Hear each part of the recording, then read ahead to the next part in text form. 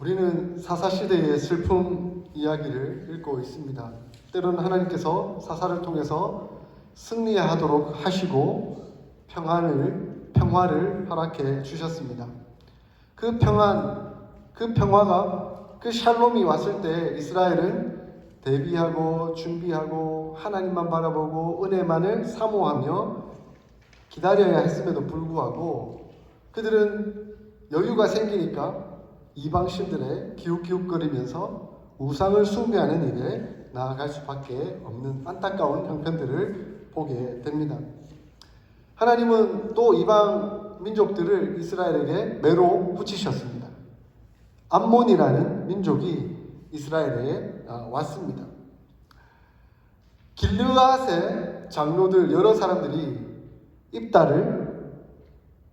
서자 출신 입다를 너에게 나눠줄 재산이 없다라고 쫓아낼 때는 언제고 이제 암몬이 쳐들어오니까 그나마 이제 용사로 부름을 받는 그 입다를 다시 자기들의 장관으로 불려 세우려고 하고 있습니다. 인생은 참 그런 것 같아요, 그죠? 쫓겨날 때는 참 억울하고 비참하고 힘들었는데 어느 순간 사태는 역전이 되어 장관으로 부르는 그런 상황이 되어버렸습니다. 이제는 가장 볼품없던 사람이 가장 중심에 서는 사람으로 나타나고 있습니다. 이제 그가 길르앗의 장로로 말미암아 장관으로 부름을 받고 미스바에 오게 되었습니다. 오늘 본문 앞절 11절에 보니까 자기의 말을 다 여호와 앞에 아뢰었다라고 말씀하고 있습니다. 자기의 말을 다 여호와 앞에 아뢰었다라는 의미는 그가 하나님 앞에서 맹세했다는 것입니다. 그가 하나님 앞에서 맹세했다는 것은 곧 성막에 나와 하나님께 예배하며 결단을 드렸다 하는 의미가 담겨져 있습니다. 이제 입다의 인생에 굉장히 중요한 시기가 다가왔습니다. 그동안은 쫓겨나서 잠류의 사람들과 함께하며 그 가운데 지도자 역할을 했지만 이제는 이스라엘이라는 민족, 국가의 지도자가 되어서 하나님 앞에서 그들을 잘 이끌어갈 것인가 하는 아주 중요한 기로에 놓여져 있게 되었다는 겁니다. 각자의 인생은 때때로 하나님이 이끄시는 그 여정의 위치에 오게 될 때가 있습니다. 지금 입다가 미스바에 온 것은 하나님의 섭리, 하나님의 뜻이 담겨져 있었던 것이죠. 사랑하는 성도 여러분, 입다가 미스바로 이끌려 온 것처럼 어쩌면 우리도 이 어스틴으로 이끌려져 온 것입니다. 여러분, 어스틴에 왜 살게 되셨어요? 어떻게 하다가 어스틴까지 오게 됐을까요? 어떤 사람은 학업을 따라오기도 했고 직장을 따라오기도 했고 사업을 따라오기도 했습니다. 아니 어떤 사람은 잘 모르겠는데 어떻게 하다 보니까 이곳까지 오게 되었네요 라고 대답할지도 모르겠습니다. 지금 입다에게 하나님께서 미스바로 이끈 것은 그에게 아주 중요한 임무와 역할이 있다라는 것을 지시하고 있는 것입니다. 그 지시 앞에 입다는 결단하고 따르겠다라고 순종하겠다라고 나아갔던 것입니다. 그러기 위하여 가장 먼저 예배의 처소로 나오게 된 것이죠. 우리는 이 어스틴에 왔지만 어스틴 사랑의 교회에 모였습니다. 왜? 먼저 하나님께 예배하고 하나님 말씀 따라 순종하고 그대로 살겠다라는 결단을 드리기 위해서 나온 것입니다. 그러므로 입다가 미스바에 간 것처럼 우리는 어스틴에 모였고 어스틴 사랑의 교회라는 이름으로 하나님 앞에 예배 드리기 위하여 섰습니다. 이러한 내용을 한순간도 잊지 마시길 바랍니다. 이곳에 부르신 분은 하나님이십니다. 내가 어떤 처지, 어떤 환경, 어떤 형편의 삶을 살아왔던 간에 이 자리에 부르신 분은 하나님이심을 기억하고 하나님이심을 기억하기에 가장 먼저 여호와 앞에 아뢰는 일, 예배 드리는 일, 그 앞에 말씀을 받는 일, 그리고 그것을 순종하겠다고 결단하는 일이 우리 삶에 우선되어야 하는 것입니다. 이제 우리는 그 역할과 임무 속에 나와왔습니다. 그 역할들을 잘 감당해 나갈 수 있기를 소원합니다. 입다는 이스라엘의 지도자가 되어 쳐들어오는 암몬과의 문제를 앞에 두고 있습니다. 이제 그 암몬의 문제를 어떻게 해결할 것인가, 지도자로서 그에게는 아주 중요한 역할이 남겨져 있습니다. 입다는 먼저 외교적인 문제로 잘 해결해 보려고 했습니다. 협상을 통해서 잘 해결해 보려고 노력합니다. 12절에 보니까 입다가 암몬 자손의 왕에게 사자를 보내어 이르되 내가 나와 무슨 상관이 있기에 내 땅을 치러 왔느냐라고 묻습니다. 쉽게 말하면 암몬 왕과 나 사이에 무슨 일이 있었길래 올라와서 내 땅을 차지하고 도대체 무슨 불만이 있어서 이 땅을 내놓으라고 그렇게 하느냐라고 따져 묻고 있습니다. 우리라도 당연하죠. 우리 집에 누가 침범해가지고 야 이거 내 땅인데? 그리고 우리 집 안에 있는 과일 나무가 있는데 그 과일 막 따먹으면서 마음대로 막 자기 거 식량 행세하고 있다면 여러분 가만 놔두겠습니까? 근데 일단 지어받고 하면 이제 싸움이 나겠죠. 그러니까 말로 잘 협상을 해야 되지 않겠습니까? 그렇게 하지 않도록. 근데 입다의 협상을 보면서 제가 묵상하면서 조금 놀란 단어가 있어요. 입다가 어찌하여 내 땅에 왔느냐라고 말하는 장면이에요. 이게 입다 땅이에요? 여러분 이게 입다 땅입니까? 근데 왜 입다는 내 땅이라고 그렇게 표현을 하고 있을까요? 그래서 학자들의 의견은 어떤가라고 제가 찾아봤더니 학자들도 별 말을 안 하더라고요. 이 장면에 대해서. 근데 약간 긍정적인 측면과 부정적인 측면을 함께 나누어 볼 수가 있을 것 같아요. 긍정적인 측면은 주인의식입니다. 내가 지금 이 이스라엘 땅에 장관이 되었고 지도자가 되었는데 내가 이 땅을 방어하고 역할을 감당하는 것은 그 땅은 마치 내 땅과 같아라고 여기는 것입니다. 그러므로 주인의식을 갖는 거죠. 하나님의 땅에 누군가 침범하는 것은 곧 내 땅에 누군가를 침범한 것이다. 그러므로 나는 주인의식을 갖고 마땅히 그것을 맞닥뜨리고 싸우며 물리쳐야 한다라고 생각을 하고 있는 것입니다. 내가 비록 기생의 아들로 태어나서 잡녀들과 함께 지낼 수밖에 없었지만 이제는 하나님께서 나를 인도하셔서 이곳에 나를 지도자로 부르셨으니만큼 이 땅은 내 땅이니 내가 그의 마땅한 역할들을 감당하겠다 하고 당당히 맞서 나아가는 것입니다. 여러분, 우리 어진 사랑의 교회는 누구의 교회입니까? 아버지, 우리 하나님의 교회이죠. 그런데 더불어 주인의식을 갖는다고 한다면 우리의 교회입니다. 나의 교회인 것이죠. 사도 베드로는 이런 표현을 썼습니다. 너희는 왕같은 제사장이요 거룩한 나라요 하나님의 소유된 백성이니라고 말씀합니다. 이 말씀은 무엇을 의미합니까? 너희가 왕과 제사장과 선지자 역할을 감당하는 사람들이다. 예수 그리스도가 그 삼중직을 통일하시고 감당하셨던 것처럼 이제는 너희에게 위임되어 너희가 그 역할들을 잘 감당해야 한다라고 말씀하고 있습니다. 우리는 왕 같은 제사장입니다. 그러므로 왕의 임무와 역할들을 감당해야 하는 것이죠. 그죠? 그러므로 주인의식을 가져야 합니다. 마땅히 그에 대해서 대응하고 최선을 다해 감당하며 누가 내 재산 뺏어가는데 가만히 있겠습니까? 맞서 싸워야 되는 거죠. 그런 주인의식을 가지고 감당해 나가야 한다는 것입니다. 그런 긍정적인 측면이 있는데 또 부정적인 측면이 있을 수도 있겠다라는 생각도 해봅니다. 주인의식이 너무 강하다 보면 자신감이 너무 과하다 보면 하나님의 은혜와 역사는 관과한 채 마치 내가 무엇을 한 것처럼 그리고 내 중심이 되려는 모습이 나타날 수 있다는 것입니다. 우리는 이것을 우려해야 합니다. 사실 그 땅은 그의 땅이 아닙니다. 하나님께서 허락하신 약속의 땅이고 젖과 꿀이 흐르는 땅입니다. 그러므로 그 땅은 하나님께서 맡겨주신 땅이지 사실 내 땅은 아닌 것이죠.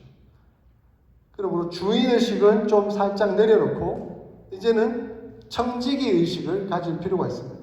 청지기는 어떤 사람입니까? 청지기라는 단어와 집사라는 단어가 같은 어원에서 나왔는데요.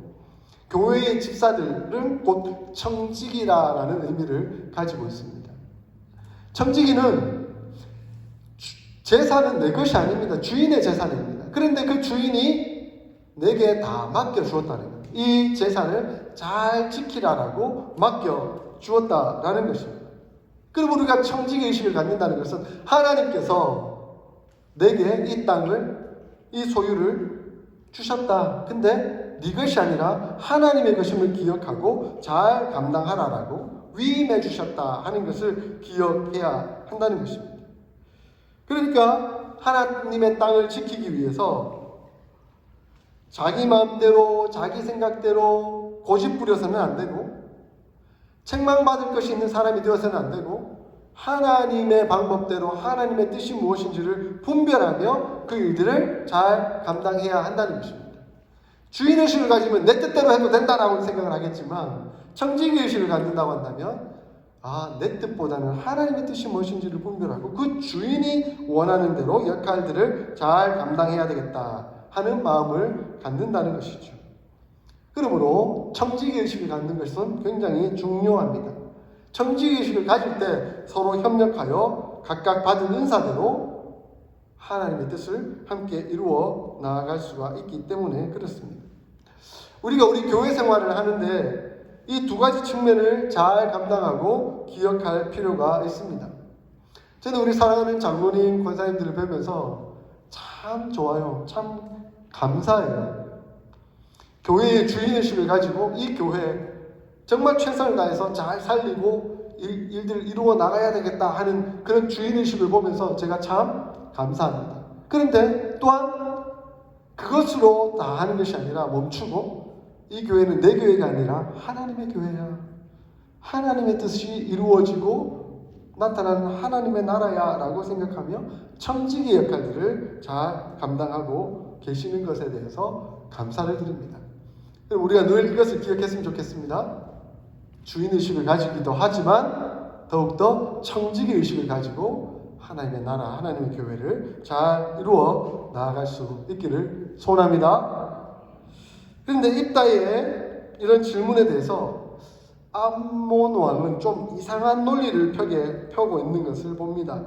13절에 이스라엘이 애굽에서 올라올 때에 아르노넨에서부터 야복과 요단까지 내 땅을 취한 영혼이 이제 그것을 평화롭게 다시 돌려달라고 요청하고 있습니다. 300년 전에는 우리 땅이었는데 이스라엘이 애굽에서 올라와서 우리 땅을 차지해 갔으니 이제는 돌려달라고 요청하고 있다는 것입니다. 이 얘기를 들은 입다가 좀 황당한 거예요. 진짜 암몬 왕이 말하는 대로 이 땅이 300년 전에는 암몬의 땅이었는가? 자, 이제부터는 논리적으로 철저히 조사하고 살펴보아야 하는 것이죠. 입다는 암몬 왕이 그 땅을 자기 땅이라고 우기는 것에 대해서 이제 조사를 한 다음에 몇 가지 이유를 제시하면서 반박을 하고 있는 장면들을 봅니다. 우리 입다의 논리를 한번 들어볼까요? 본문을 통해서 한 4가지 정도로 간단히 정리를 해볼 수 있을 것 같습니다. 첫 번째는 암몬 왕의 주장은 역사적으로 잘못되었다라고 말하고 있습니다. 민수기 20장과 21장 그리고 신명기 2장을 보면 이스라엘이 어떻게 이 길앗 지역을 차지하게 되었는지를 잘 설명하고 있습니다. 이스라엘은 처음부터 그 땅을 빼앗으려고 하지 않았습니다. 입다가 19절에 뭐라고 얘기하고 있습니까? 이스라엘이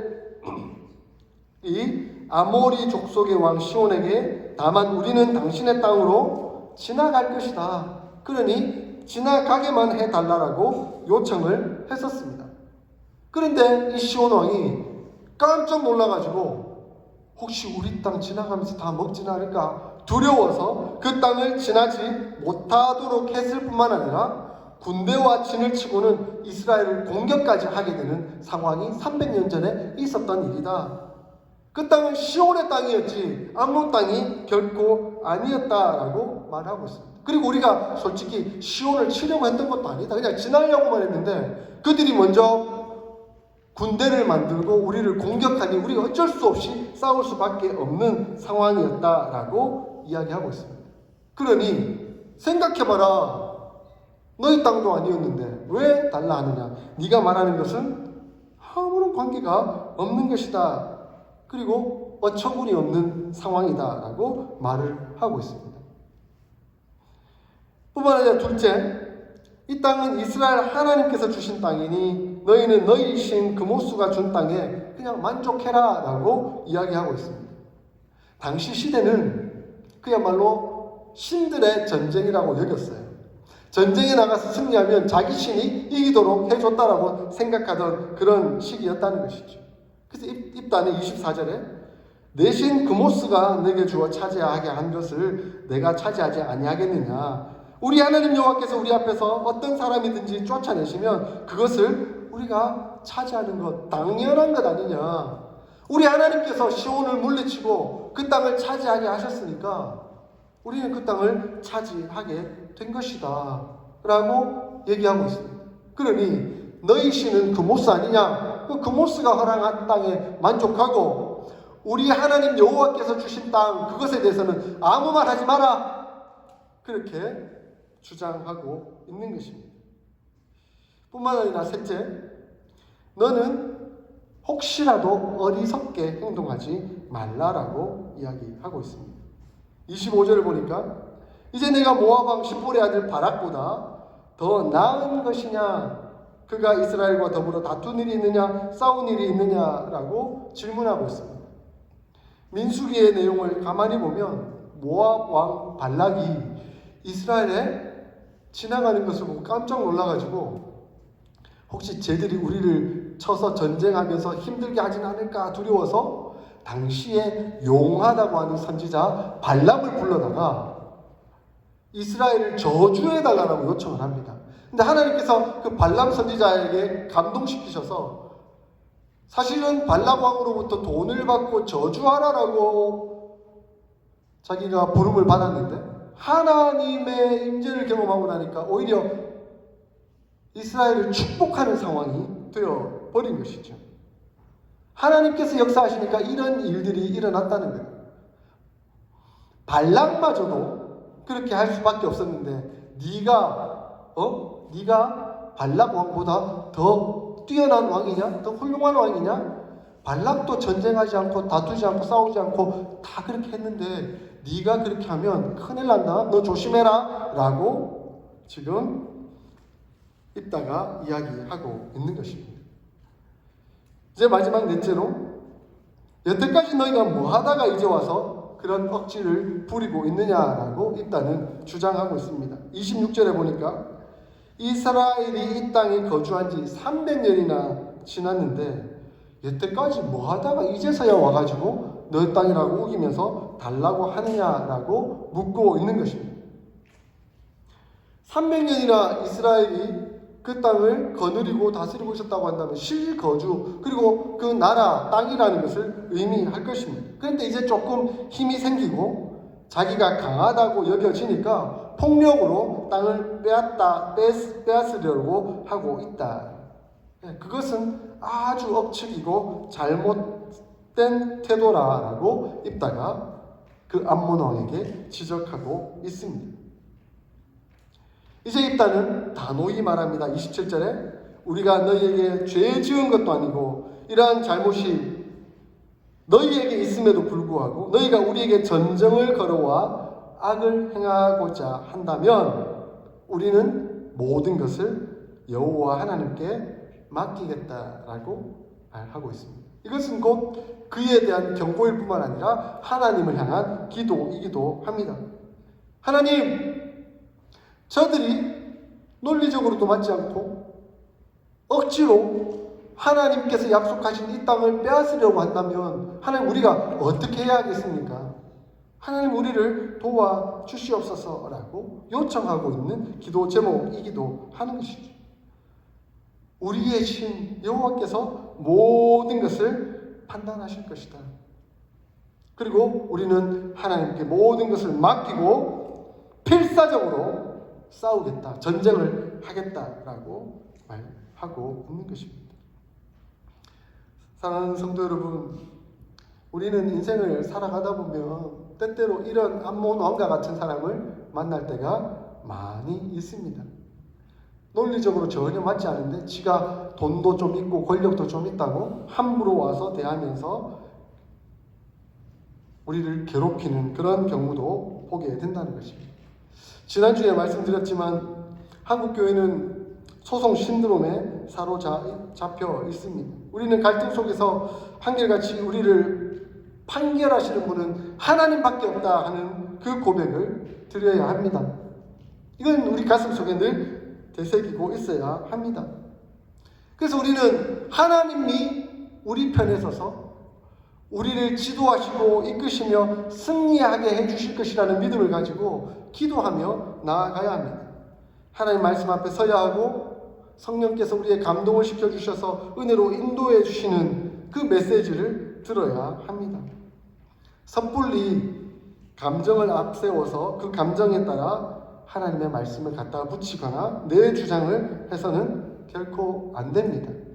하나님이 내 편이 되어주시기를 바라지 말고 우리가 하나님 편에 서 있으면 됩니다. 그러면 당연히 하나님 우리 편이신 거죠.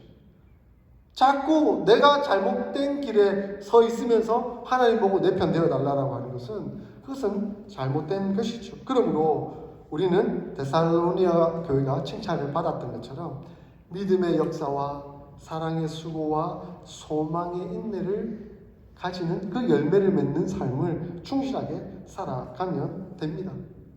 자, 이러한 논리를 최선을 다해서 잘 감당했음에도 불구하고 28절에 안타깝게 암몬 자손 왕은 전혀 들으려고 하지 않습니다.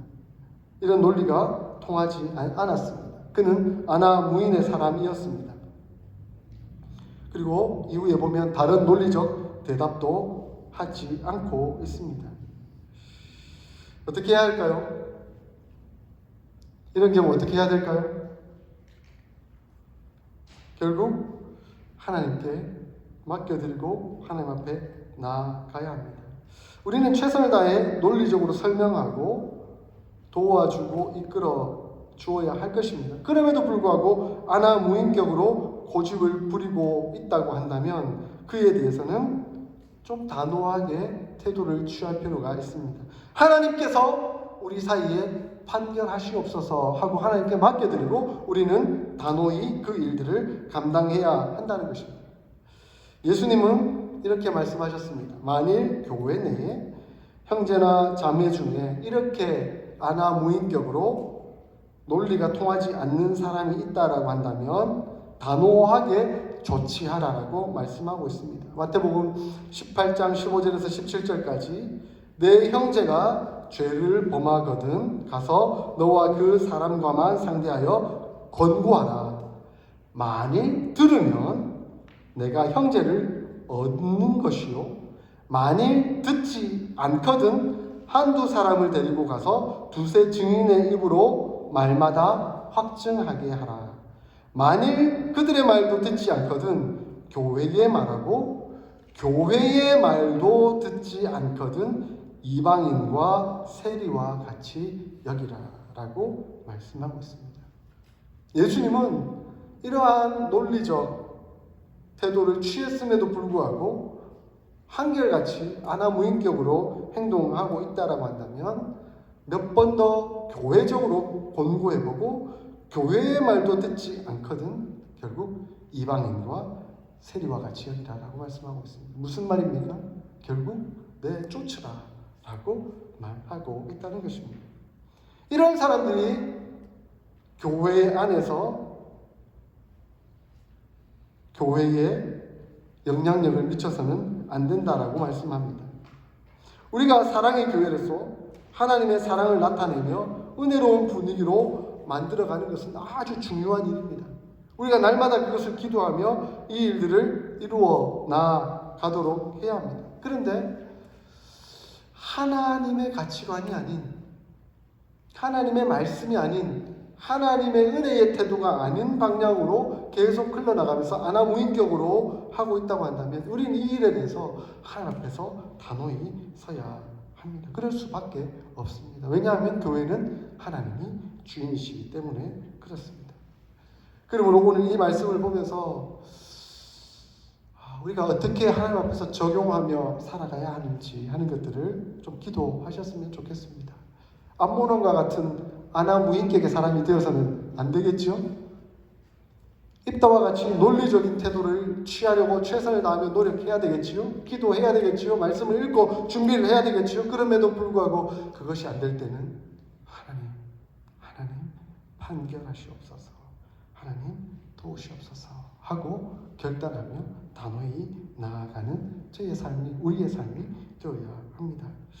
사랑하는 성도 여러분, 우리가 스스로 하나님 앞에서 진실하게 예배하고 들은 말씀대로 순종하고 결단하며 한결같이 살아갈 수 있기를 소원합니다. 왜 이곳에 부르셨는지 하는 것 잊지 마십시오.